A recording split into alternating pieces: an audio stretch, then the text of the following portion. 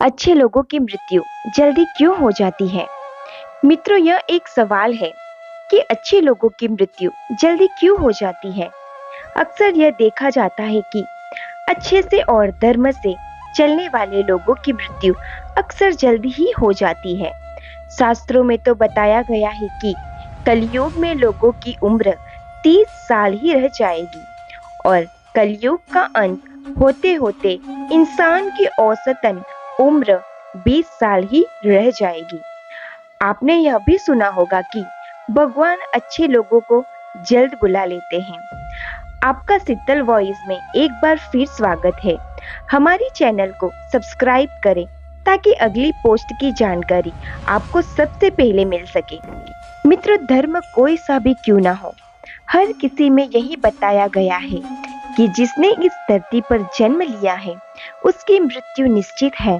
और अगर बात सनातन धर्म की करें तो इसकी एक मान्यता के अनुसार बच्चे का जन्म की छठी रात ही ब्रह्मा जी उसकी किस्मत लिख देते हैं, जिसमें उसके आने वाले कल जैसे विवाह, पढ़ाई, नौकरी, यहाँ तक कि मृत्यु की तारीख तक शामिल होती है।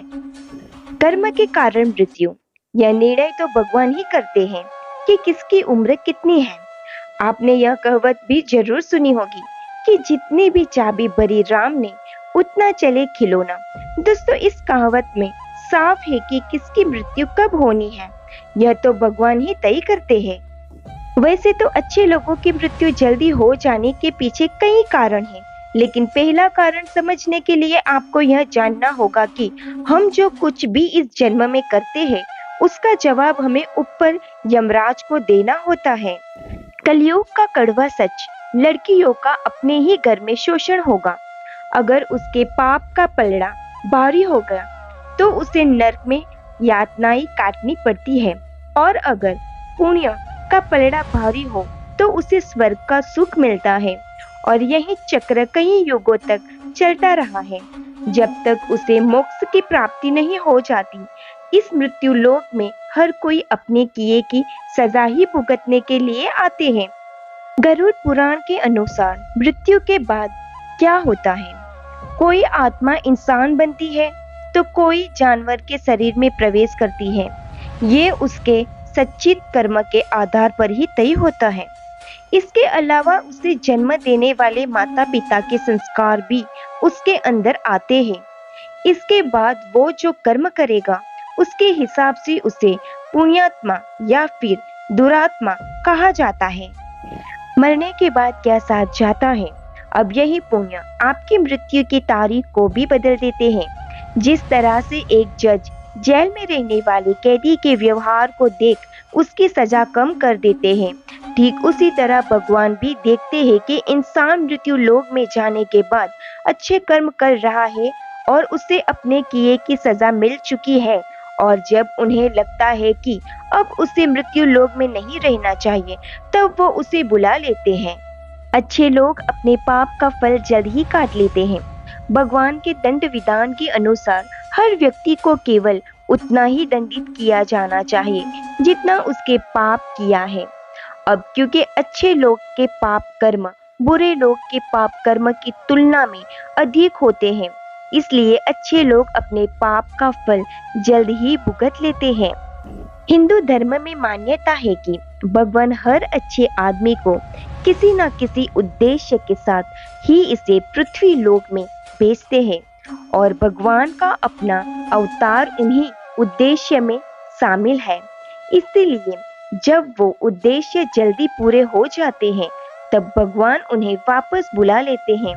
अर्थात अच्छे लोगों की मृत्यु उनके अच्छे कर्म पर ही निर्भर करती है।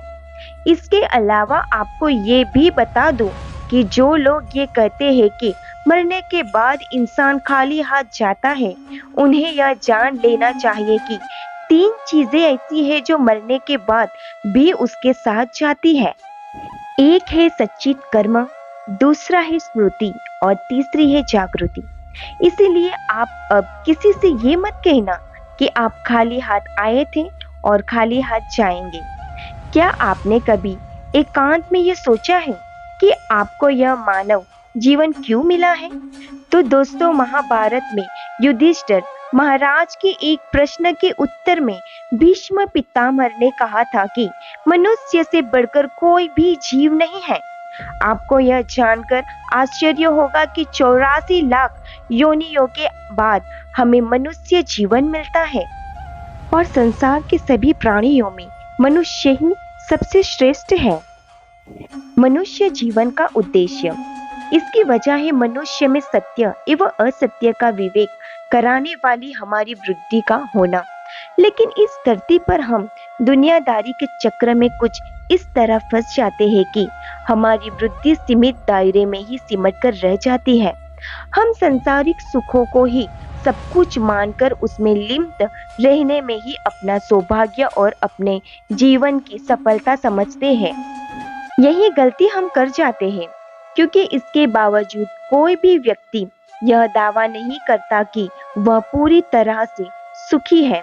सच्चाई यही है कि हमें सामान्य मानव जीवन के उद्देश्य की पूर्ति के लिए निरंतर प्रयास करते रहना चाहिए। यह सच है कि अपने और अपने परिवार का भरण पोषण की जिम्मेदारी हमारी है और हमें इसे हर हाल में निभाना चाहिए। लेकिन क्या आपको यह मालूम है कि आप कहां से आए हैं और आपको कितने दिनों तक या कितने सालों तक इस जगत में रहना है और आपकी मंजिल क्या है? तो इस प्रश्न के उत्तर में ज्यादातर लोग यही कहते हैं कि पता नहीं।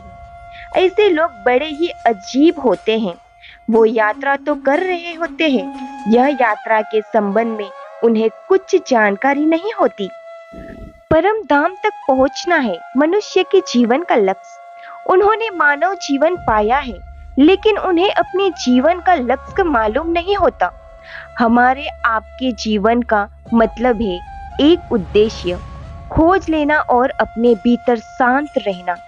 कहा गया है कि मनुष्य आनंद लोक का वासी है और आनंद के परम धाम तक पहुंचना ही उसके जीवन का एकमात्र लक्ष्य भी है। इसीलिए मनुष्य को इस संसार की मूर्ख परिचिका से निकलकर भव्य जीवन की प्राप्ति के लिए साधना के मार्ग को अपनाकर अपने गंतव्य को पहचानना चाहिए। अच्छे लोगों की मृत्यु जल्दी इसलिए होती है। इसी तरह दोस्तों, श्री भगवद गीता में भी भगवान श्री कृष्ण कहते हैं कि यह एक आध्यात्मिक और ऐश्वर्य जीवन का पद है जिसे प्राप्त करके मनुष्य मोहित नहीं होता। अगर कोई जीवन के अंतिम समय में भी इस तरह की स्थिति में हो तो वह भगवान धाम में प्रवेश कर जाते हैं। मनुष्य कृष्ण भावनामृत्या दिव्य जीवन को एक क्षण में तुरंत प्राप्त कर सकता है और हो सकता है कि उसे लाखों जन्म के बाद भी यह प्राप्त ना हो। दोस्तों, यह तो सत्य को समझने और स्वीकार करने की बात है। भगवद गीता कहती है कि वास्तविक जीवन का शुभारंभ इस बौद्धिक जीवन के पूरे होने पर होता है। दोस्तों, इन सभी बातों से यह तो स्पष्ट होता है कि हम सभी एक निश्चित समय के लिए धरती लोक पर आते हैं और कुछ विशेष कर्म को करने के लिए आते हैं। जब हमारे कर्म पूरे हो जाते हैं और इस जीवन के लक्ष्य प्राप्त हो जाता है तो प्रभु हमें परलोक में एक सहज जगह प्रदान करते हैं। भगवान कृष्ण और अन्य कहते हैं कि वास्तविक जीवन तब शुरू होता है जब यह भौतिक जीवन समाप्त हो जाता है। मित्र, जो लोग सदाचारी होते हैं और जीवन में अच्छे कर्म किए होते हैं वे वास्तव में विशेष होते हैं।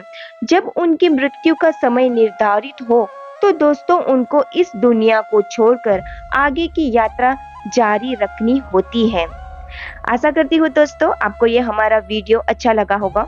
अच्छा लगा हो तो प्लीज लाइक और शेयर जरूर कीजिएगा। इस वीडियो को लेकर आपकी क्या राय है हमें कमेंट बॉक्स में जरूर बताइएगा और चैनल पर नए हो तो चैनल को सब्सक्राइब जरूर कीजिएगा। वीडियो के अंत तक बने रहने के लिए आप सभी का दिल से बहुत बहुत धन्यवाद। जय श्री कृष्ण।